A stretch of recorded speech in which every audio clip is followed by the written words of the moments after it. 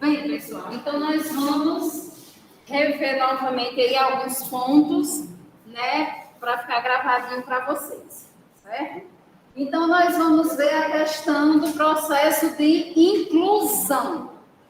É uma palavrinha que nós falamos muito, né, nós escutamos muito a questão de incluir, né, de inclusão, e daí realmente no processo de melhoria para a criança com distúrbio infantil, esse processo de inclusão, ele facilita muitas coisas, tá? A questão dessa criança tentar se socializar. Por quê, pessoal? Porque ela tem que se socializar.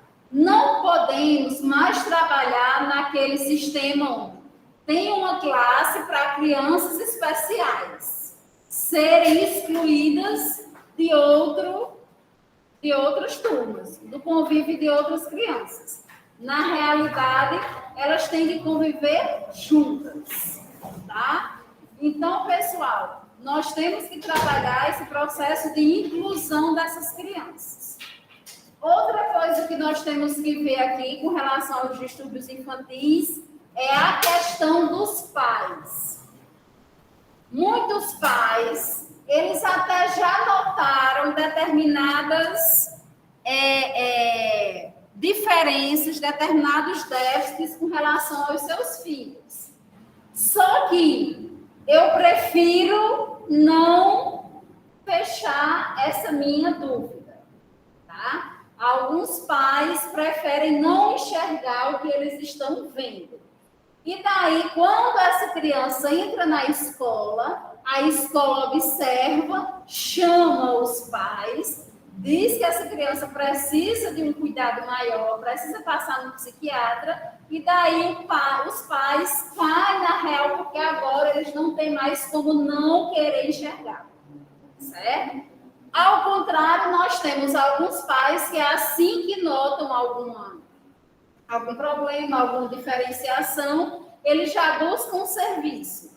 Muitas vezes, quando eles notam, é até o achismo, tá? Porque nós estamos cansados de receber pais lá no CAPS, porque eles querem que o filho venha passar no psicólogo, porque o filho está danado demais, então ele já diagnostica com hiperatividade, o filho está calado demais, então ele já diagnostica com autismo, certo? E daí, quando a psicóloga conversa primeiramente com os pais, observa que o problema está nos pais, não na criança, tá? A questão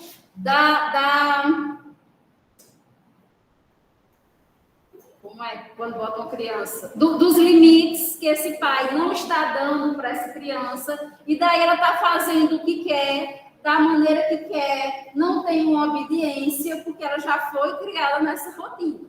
Tá? Então, na realidade, o psicólogo vai orientar os pais como dar limite para os seus filhos. E daí os pais vão ver que, na realidade, os filhos não têm nenhum problema mental. Na realidade, era falta de limites. Ok? E a questão, como nós estávamos falando, do psicopedagogo, né, que ele não dá diagnóstico para nenhuma criança, mas ele dá o relatório do comportamento dessa criança na escola, tá? Então, a gente sempre vai ter uma comunicação CAPS-escola, para que a gente consiga observar o comportamento dessa criança dentro da escola, ok?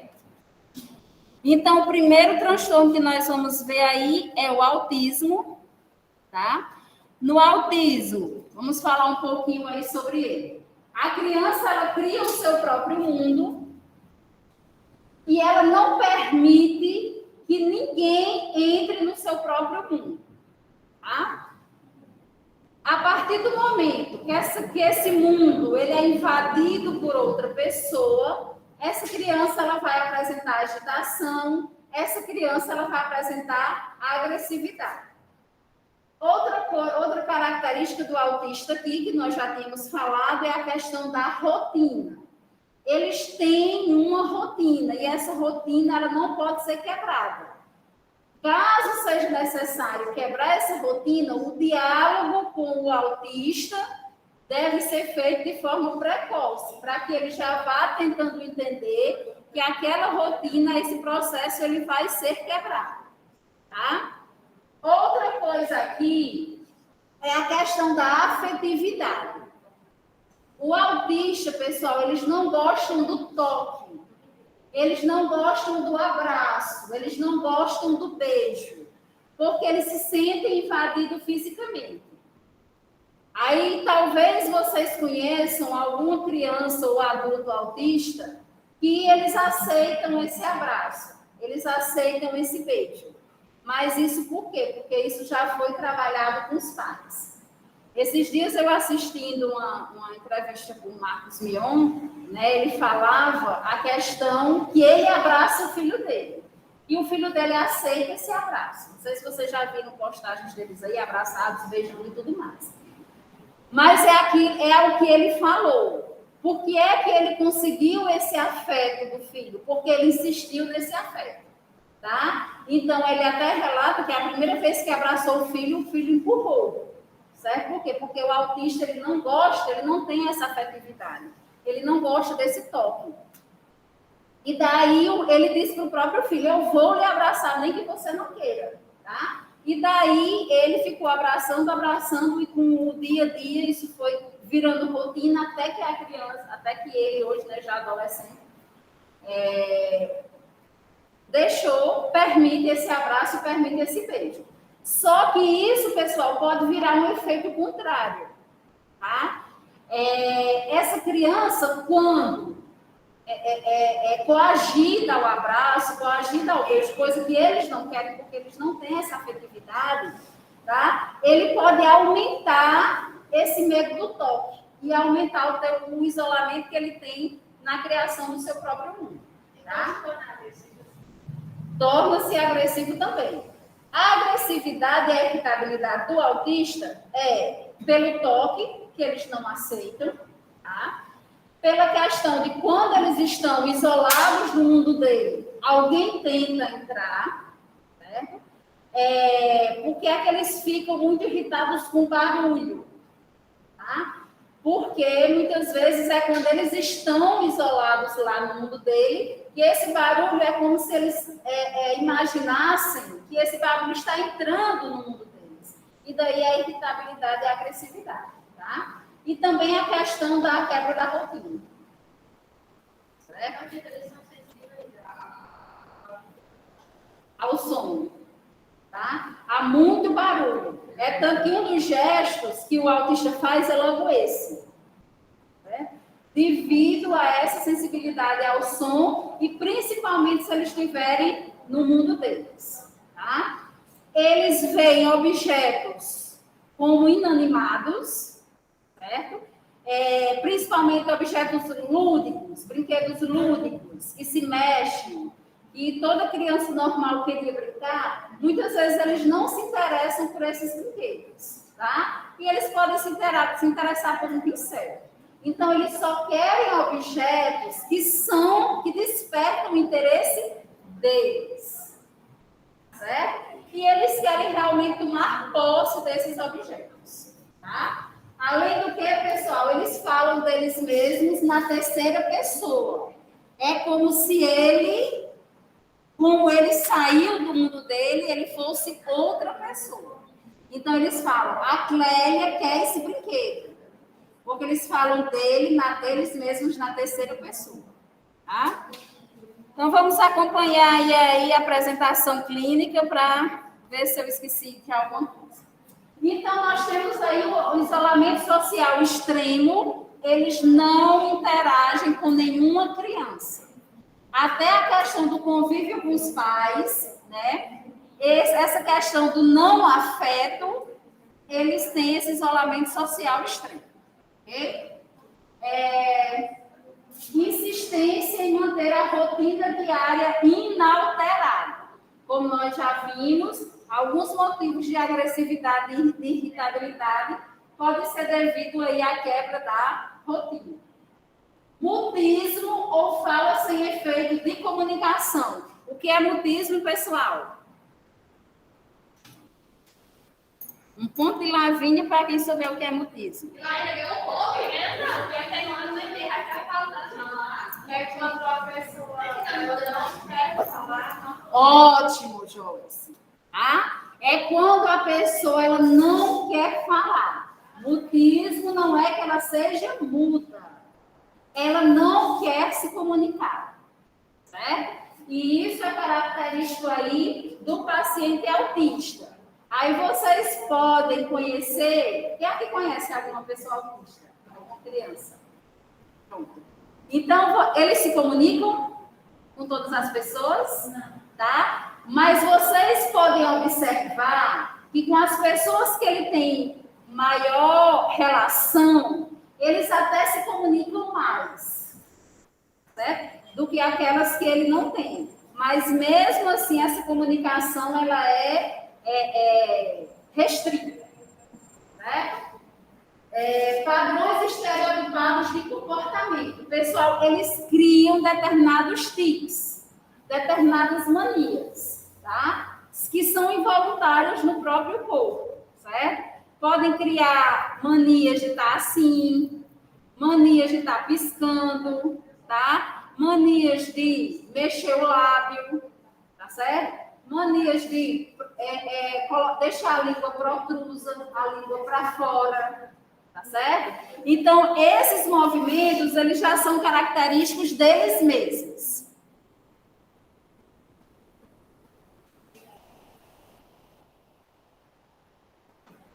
Desenvolvimento anormal da sociabilidade e comunicação, tá? Aí, pessoal, devido a esse desenvolvimento anormal de sociabilidade e comunicação, muitas vezes é onde os pais preferem não sociabilizar essa criança, tá? E daí, muitas vezes, nós entendemos que os pais não querem que essa criança viva em sociedade porque sabe que ela vai sofrer preconceitos. Muitas vezes dos próprios coleguinhas da escola mesmo, né? Quando a mãe de um diz, fulano é autista, fulano é doido, fulano tem um transtorno. Aí a criança chega na escola e já diz, você é doido, você tem um transtorno, você é autista, né? E daí o que é que acontece? Os pais sofrem porque a criança vai sofrer. Talvez o autista, ele não veja isso como um preconceito, mas os pais, quando escutam isso, vão sofrer. E daí, muitas vezes, eles preferem isolar a criança. Mas nós temos que orientar que essa criança ela tem que se sociabilizar, tá? A partir do momento que os pais preferem não socializar essa criança, isolar essa criança, não interagir com outras crianças, não buscar os profissionais para a melhoria do desenvolvimento dela, tá? Então, o que é que acontece? Os sintomas, eles vão ficar bem mais apresentáveis, bem mais característicos, bem mais visíveis, certo? Então, nós temos que orientar que essa criança precisa frequentar a escola, precisa conviver com outras crianças e precisa conviver com os profissionais que mais na frente nós iremos trabalhar. Repertório de atividades e interesses bastante restritos. Aqui que eu falei para vocês. Pode ter um brinquedo aqui iluminado, que se mexe, que faz tudo, né? Vira cambalhota, e ele não se interessar. E se interessar por um pincel, porque ele quer aquele pincel. Certo? Então, assim como os objetos muitas vezes não causam interesse para eles, as pessoas também. Por isso, ele não tem essa amabilidade, esse afeto. Comunicação totalmente prejudicada, gestos, sons, expressões faciais e fala. Daí a importância de um fono para tratamento dessa criança. Por isso que lá no CAPS infantil, quando a gente viu os CAPS, nós tivemos aí um fono como inserção aí do profissional de nível superior. Não estabelece contato visual nem sorrir, tá? Isso também vai depender do estímulo dessa criança e percepção das pessoas como objetos inanimados. Assim como os objetos, né, as pessoas que não despertam interesse nele também são inanimadas. Desenvolvimento da linguagem deficitária, tá? O psicopedagogo, ele vai ajudar muito nessa questão da aprendizagem dessa criança. Outro profissional aí, inserido, tá? Nos distúrbios infantis, não se relaciona com outras crianças ou adultos, nem se interessa em fazer amizades, indiferença ou aversão ao contato físico, né? Isso aí nós já falamos, isso pode ser trabalhado, mas dependendo da criança, isso pode piorar, esse contato e essa aversão. Associação com retardo mental. Por que essa questão da associação com retardo mental? Porque a questão de alguns tics, de algumas manias que a criança autista desenvolve são muito parecidos com a do retardo mental, como, por exemplo, a língua para fora, tá? Há uma associação, ok? E também a questão de, muitas vezes, parar e ficar olhando para um canto fixo, certo? O retardo mental que nós vamos ver, o leve, ele traz muitas essas características de isolamento. Pode haver outras alterações de comportamento, como autoagressão, crises de birra, impulsividade e hiperatividade.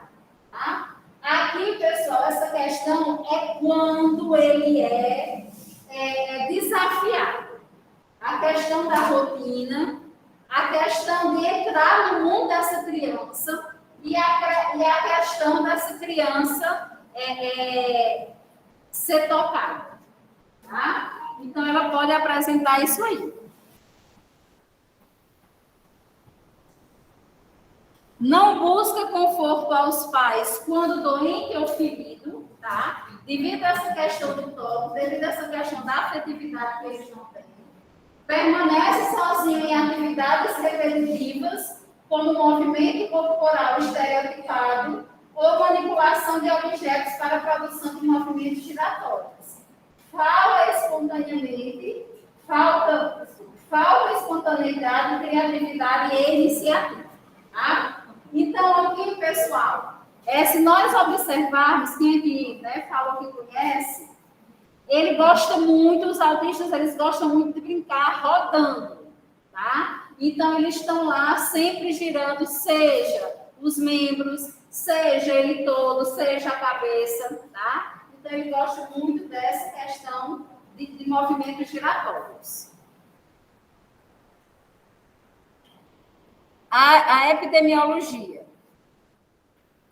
A sua epidemiologia corresponde a aproximadamente 1 a cada 5 casos em cada 10 mil crianças, numa proporção de 2 a 3 homens para uma mulher, e observa-se uma predominância do sexo masculino. Quais as causas do autismo? As reações da criança autista e seu ambiente e o meio social. Fala-se que o autista é assim porque não recebeu afetividade quando pequeno, que teve pais distantes, frios e demasiadamente intelectuais. Fala-se também de deficiências e anomalias cognitivas. Parece existir alguma base neurológica, ainda que não esteja comprovada, tá? Então, o que é que acontece aqui, pessoal, na criança autista? Por isso que se diz que as causas ainda são desconhecidas. Mas vem a questão maior com relação aos neurotransmissores, tá? Essa questão dos neurotransmissores, eles já vêm desde a formação da personalidade dessa criança. Por isso que muitos autistas, os pais muitas vezes já notam determinadas características antes deles irem para a escola, e lá na escola é feita uma detecção maior. Hoje, na atualidade, nós vemos essa detecção maior na escola, por quê? Alguém sabe dizer? Porque as crianças, elas estão sendo inseridas mais cedo nas escolas, né? Antes nós tínhamos a criança que entrava na escola com 5, 6 anos. Hoje a criança está entrando na escola com 1 ano e meio, 2 anos no máximo, né? Porque devido ao corre-corre aí dos pais, né, elas estão entrando bem mais cedo. Então, por isso essa detecção, que muitas vezes os pais nem conseguem observar por entrar muito cedo na escola. E acaba sendo a responsabilidade dessa visão voltada totalmente para a escola, certo? Então, essa questão dos neurotransmissores, eles estão muito influenciados no autismo.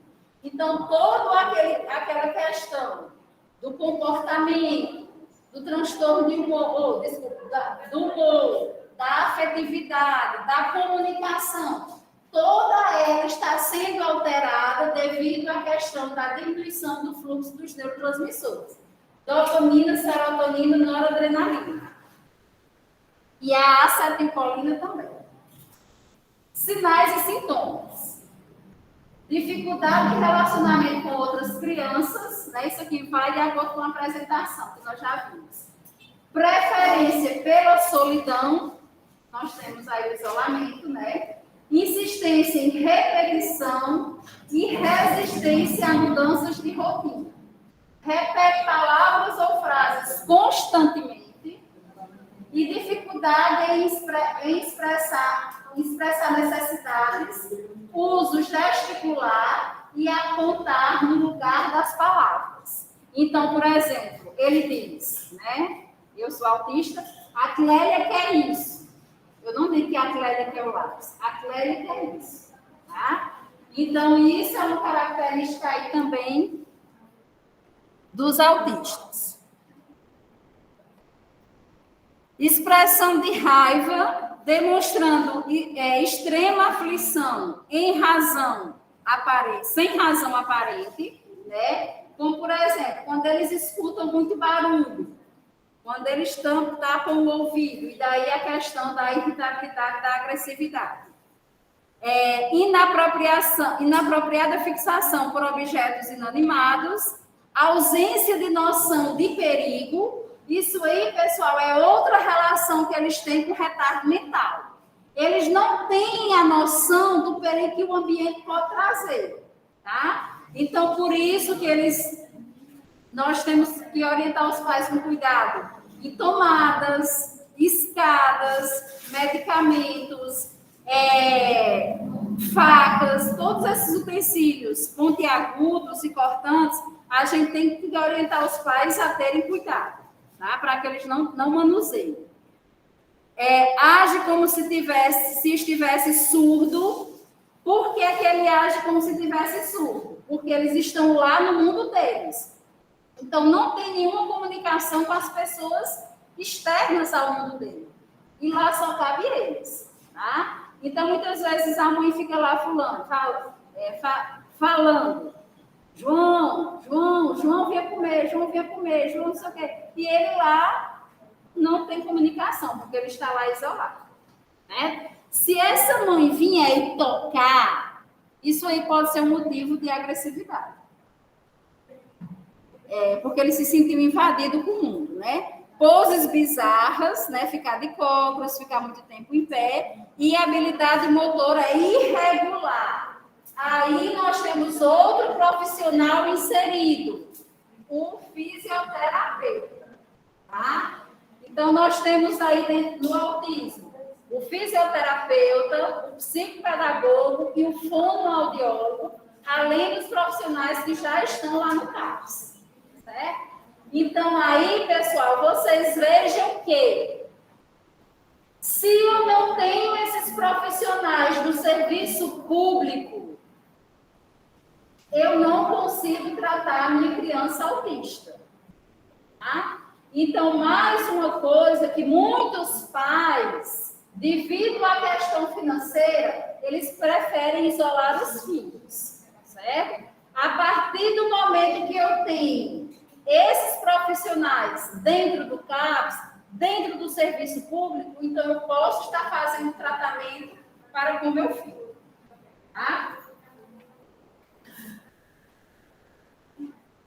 O diagnóstico, pessoal, não há testes laboratoriais ou de imagem para diagnosticar o autismo, tá? Assim, o diagnóstico é feito clinicamente pela entrevista, história do paciente, e uma vez feito o diagnóstico, a criança deve ser encaminhada para o profissional especialista em autismo e se encarregará para confirmar ou negar aí o diagnóstico, certo?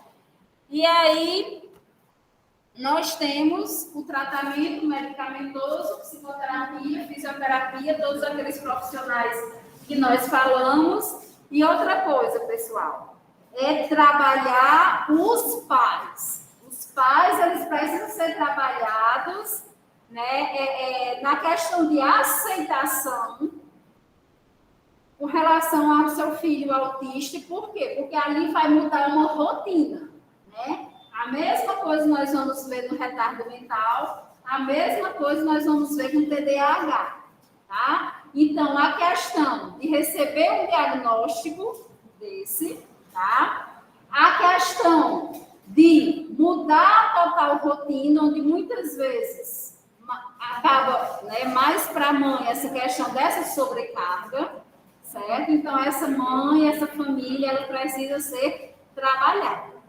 tá? E daí nós vamos falar um pouco sobre retardo mental.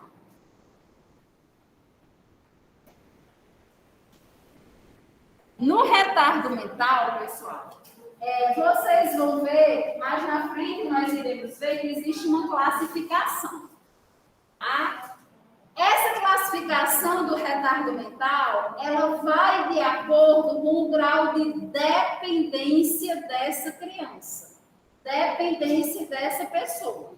Então, nós temos crianças com retardo mental que têm um certo grau de independência, seja ela motora, seja ela psíquica. Tá? E nós temos crianças que chegam à última classificação e daí elas têm total dependência, né, dos seus cuidadores. E mais uma vez a gente chama a questão para trabalhar a família. Tá?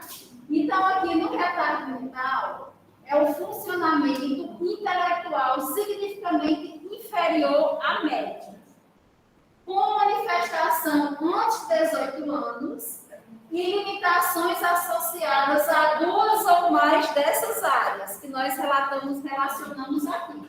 Tá?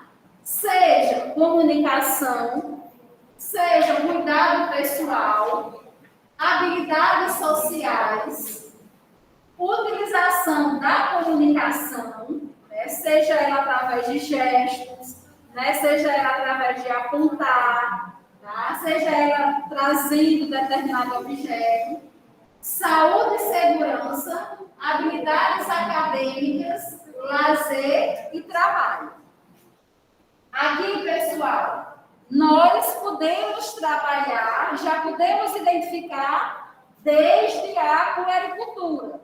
Se a criança ela vai apresentar diminuição dos reflexos, se a criança ela vai apresentar alteração desses reflexos, no reflexo de pegar, de sustentação, de ficar em pé, isso já pode ser visto desde a puericultura, certo? Então, a gente, né, nós como enfermeiros, a gente não vai conseguir ver a deficiência intelectual, mas a deficiência motora, o retardo motor, nós já conseguimos ver lá desde a puericultura e já orientar os pais a buscar um serviço de maior complexidade. A causa. As causas e os fatores de risco que podem levar à instalação da deficiência mental são inúmeras, tá? E a gente vai citar umas. A maior delas, pessoal, é com relação à hipóxia cerebral, certo? Quando essa criança, ela demora a nascer, né? Porque muitas vezes os profissionais estão lá esperando por um parto normal. E essa mãe, essa gestante, ela não tem condições de ter um parto normal. Tá? Aí já vem como consequência o quê? Ela fez pré-natal? Esse pré-natal foi bem feito? Foi um acompanhamento? Ela foi bem acompanhada do pré-natal? Já havia esse problema desde o pré-natal? Tá?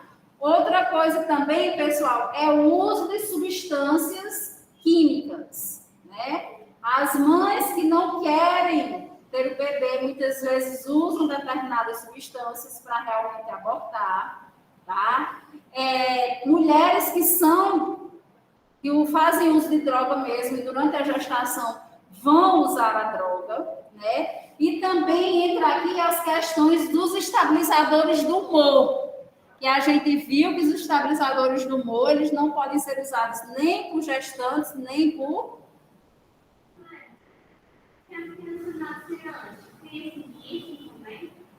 Tem também, tá? Mas aí, Emanuela, vem a questão dos cuidados, certo? Se essa criança, ela for bem cuidada por ter nascido antes, tá?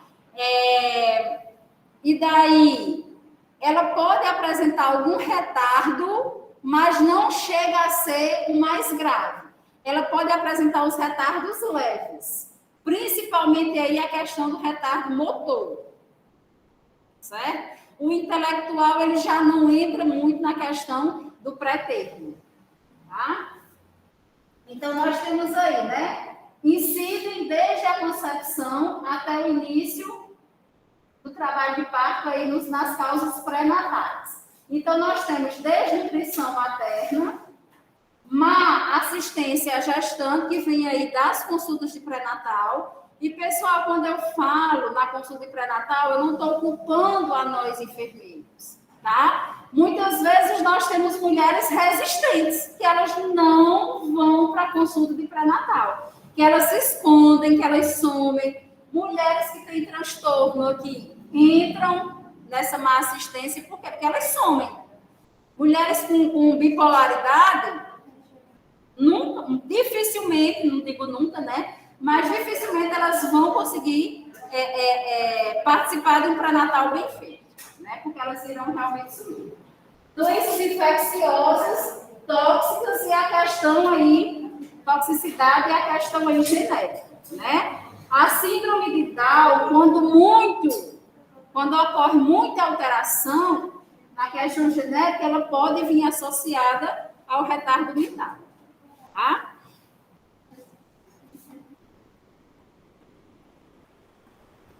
Com relação aos fatores perinatais, nós temos aí má assistência ao parto, tá?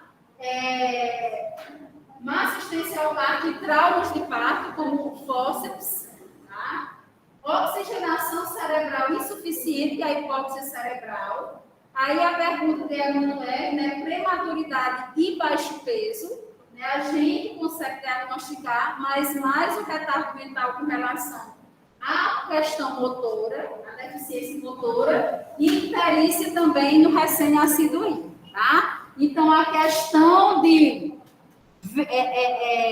uma assistência ao recém-nascido aconteceu, tá certo? Muitas crianças, principalmente as pré-termos, né, elas vão passar por esse processo aí de icterícia, tá? E isso tem que ser visto por aqueles profissionais que estão cuidando desse recém-nascido. E daí, no pós-termo, nós ainda temos a questão da desnutrição e desidratação, tá? E carência de estimulação global. Se nós observamos que essa criança ela já tem uma deficiência e ela não é estimulada com relação a essa deficiência, ela se torna mais dependente, tá? Infecções, intoxicidades exógenas e acidentes, tá? Podem causar aí a questão do retardo mental. Como é que a gente identifica o retardo mental? Atraso no desenvolvimento neuropsicomotor.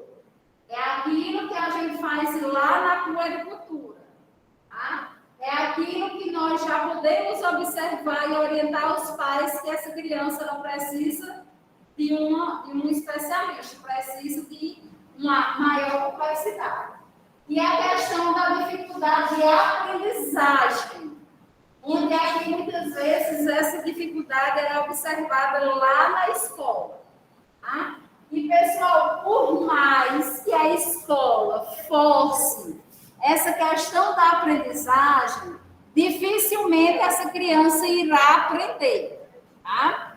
Nós tínhamos um adulto jovem lá no CAPS com retardo mental. E daí a gente falava para ele as cores, né?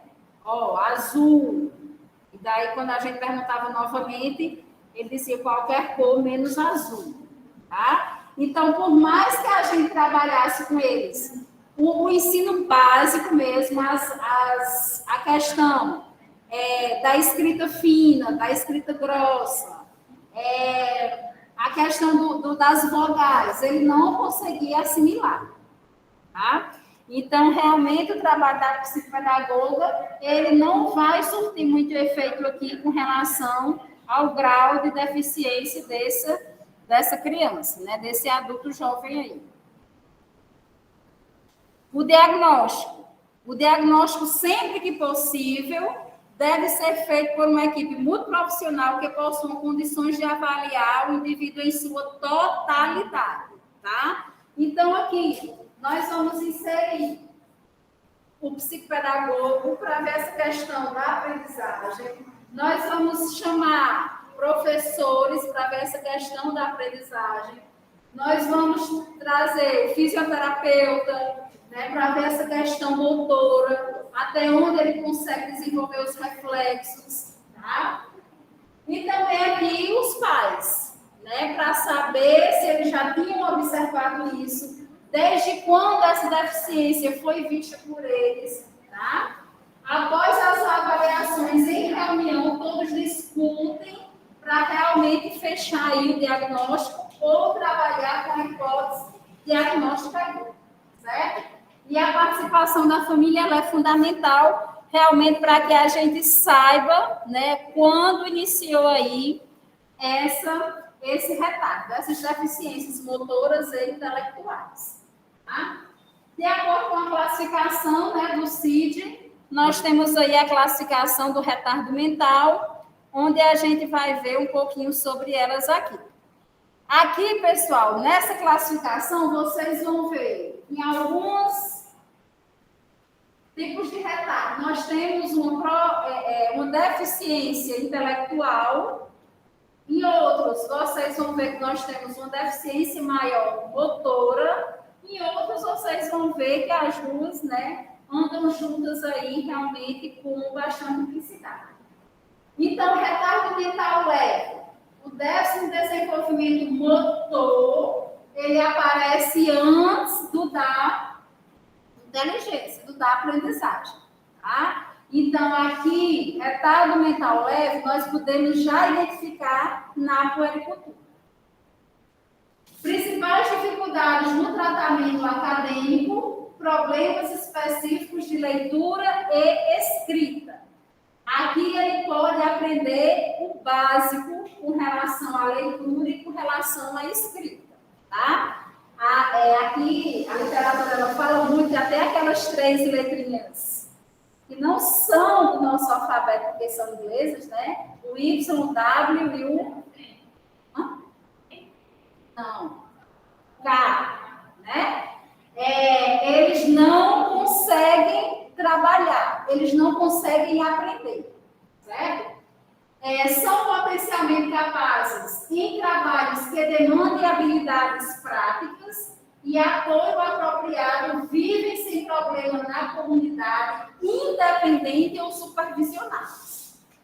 Essa questão das habilidades, pessoal, aí nós temos a inserção de outro profissional, o TO. O terapeuta ocupacional, ele consegue trabalhar muito bem na questão de retirar essas habilidades desses pacientes, certo? Então, aqui ele pode, sim, ser aquele menino que trabalhava fazendo carrinhos com lata de óleo, vou até já dizer aqui para vocês. tá? Ele pode pintar, tá? Desde que essa habilidade não exija nem leitura, nem escrita, certo? Trabalhos manuais. E a questão aqui, eles convivem na sociedade, independentemente ou na supervisão de algum dos cuidadores, certo? No retardo mental moderado, nós temos aí progressos em trabalhos escolares é limitado, tá? Programas educacionais podem oferecer oportunidades para eles se desenvolverem, beneficiam-se de treinamento profissional e com moderada supervisão podem cuidar de si mesmos e como adultos são usualmente capazes de trabalhos práticos e simples. Então aqui, quando criança, eles continuam sem aprender a ler e a escrever, tá? Aqui no moderado já não são só, às vezes essa máscara embola, não são só as 3 letrinhas lá, não, certo? Aqui ele já tem dificuldade com todo o alfabeto, tá? É aqui muitas vezes onde a criança, ela vai apresentar dislexia, porque caso ela aprenda alguma das letras, ela vai escrever essas letras trocadas, né? Do lado contrário aí, tá? Então, o R é assim, tá? O B é assim, sempre as letras ao contrário. Aqui, pessoal, vocês vejam que a comunicação, a interação com outras pessoas, ela já se apresenta limitada. Por quê? Porque até o cuidar dele mesmo precisa ser o quê? Supervisionado. Então, aqui, essa criança, essa pessoa com retardo mental, ela já não vai poder conviver com outras pessoas sozinha, de forma independente, tá? Aqui ela já vai precisar de supervisão, muitas vezes, para as atividades básicas. Tomar banho, alimentar-se, trocar de roupa, tá? Ele já não apresenta mais aquela independência do leve. E, quando adultos, eles podem fazer as atividades práticas e simples, aquelas que o leve fazia já desde criança. Aí, pessoal, não sei se vocês estão imaginando, né, mas eu tenho que falar, o retardo, ele não começa do leve, vai para o moderado e vai para outro, não. A criança já nasce com esse déficit, certo? Então, nós temos crianças com retardo mental leve que vão morrer com retardo mental leve. Isso não quer dizer que vai evoluir, certo? Obrigatoriamente não quer dizer que vai evoluir. E daí nós temos o retardo mental grave.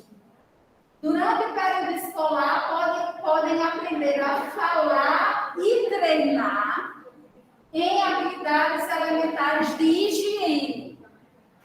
Vejam como já é limitado. Capacidade de abstração praticamente não existe. Incapazes em aprender linguagem e escrita. Memória bem desenvolvida, mas habitualmente infiel e curta. Então, vejo que a questão de concentração, a questão de memória, aqui já está sendo alterada. Capaz de se proteger contra perigos mais comuns e, na vida adulta, podem ser capazes de executar tarefas simples, agora com supervisão. Tá? Veja que no moderado, ele, quando adulto, fazia atividades simples. Ele sozinho. Agora, ele só faz se tiver supervisão. Tá? E o profundo aqui, nós temos gravemente limitados em sua capacidade de entender ou agir de acordo com as instruções, necessitam de vigilância e assistência permanente, incontinência urinária e fecal são presentes. Tá? Então, o que é que acontece, pessoal? Aqui, no profundo, esse paciente, ele apresenta total dependência desde quando ele nasce até a idade em que ele conseguir viver, conseguir se desenvolver, certo? Então, veja que a questão motora e a questão intelectual, elas já vêm totalmente deficitárias, tá bom?